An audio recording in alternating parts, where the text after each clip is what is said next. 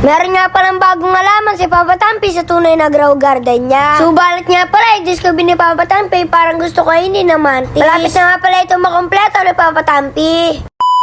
Ngayong araw nga pala, inatid na ako ni Papa Tampi sa eskwela. Last day na nga pala ngayon ang pasok namin. Bago nga pala umuwi si Papa Tampi, meron siyang dinaanan. Nanguha nga pala siya ng pagkain ng isda niya. Ito nga pala, kinakain ng mga isda. Kaya naman, sobrang lusog nga pala ng kanyang mga isda. Pagkatapos nga pala, pumunta siya sa grow garden na farm niya. Meron nga pala dito napansin si Papa Tampi. Dahil nga pala, meron tumuka sa halaman ni Papa Tampi. Tumubo nga pala dito ang okra. Marami nga sana itong dahon, kaso nga pala ay naubos na. Wala na nga palang ibang salarin kung hindi ang mga manok. Kaya naman, inuli na nga pala ito ni Papa Tampi. At ilalagay na nga pala ni Papa Tampi sa lagay ng mga manok. Nakakutob nga pala dito yung manok ni Papa Tampi. Kaya naman, sobrang bilis niya manakbo. Uli na nga pala ito ni Papa Tampi at nilagay sa kulungan. Pagkatapos nga pala, nagpintura si Papa Tampi ng kulungan. Marami nga pala siyang pipinturahan. Kaya naman, napakamot nga pala si Papa Tampi sa kanyang ulo. Bali nga pala, ito na lang ang natirang ibon sa kanya. Kaya naman, magpapatoka na siya. Dito nga pala, meron na pansin si Papa Tampi. Sobrang dami nga pala ng mga seeds dito. Kaya nga pala sa mga patoka ng manok ay meron din. Kaya naman sobrang excited na nga pala si Papa Tampi kung anong tutubo dito. Kasi nga pala hindi niya pa nakikita kung anong klaseng halaman na nandito.